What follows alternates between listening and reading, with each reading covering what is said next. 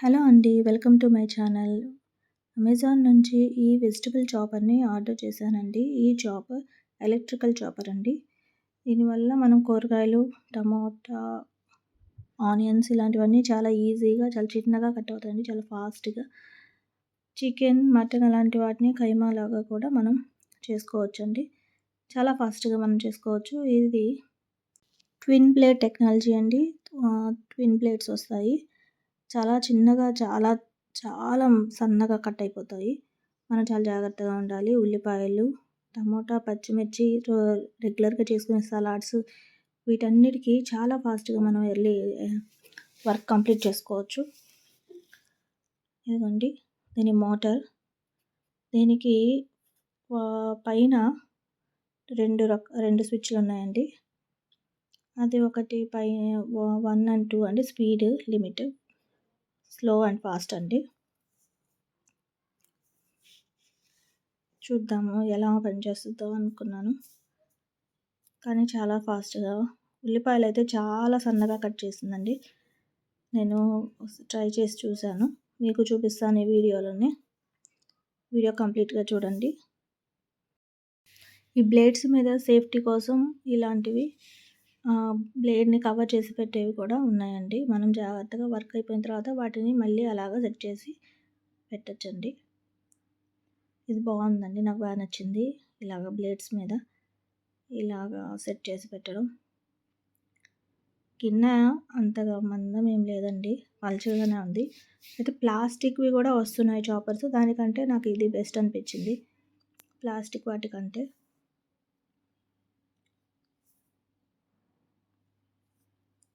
ఇదిగోండి 700 వాట్స్ ఉందండి మనకి మోటారు.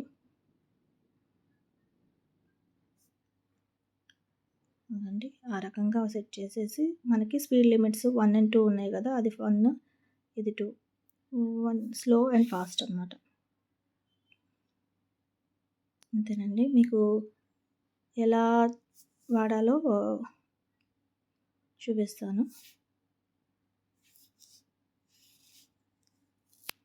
మార్నింగ్ టైము మనము చాలా హడావిడిగా ఉంటాం కదా! అలాంటి టైంలో మాత్రం చాలా బాగా పనికొస్తదండి.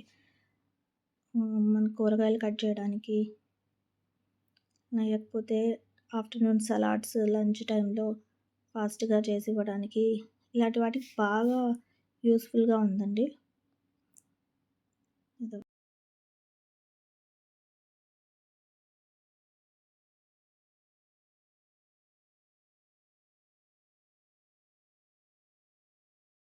ఇప్పుడు మీకు ఎలా పనిచేస్తుందో ఒకసారి యూజ్ చేసి చూపిస్తానండి. వాష్ చేసేసి బ్లేడ్స్ అండ్ బౌల్ నీట్‌గా వాష్ చేసి సెట్ చేసి పెట్టానండి. ఆ తర్వాత ఉల్లిపాయల్ని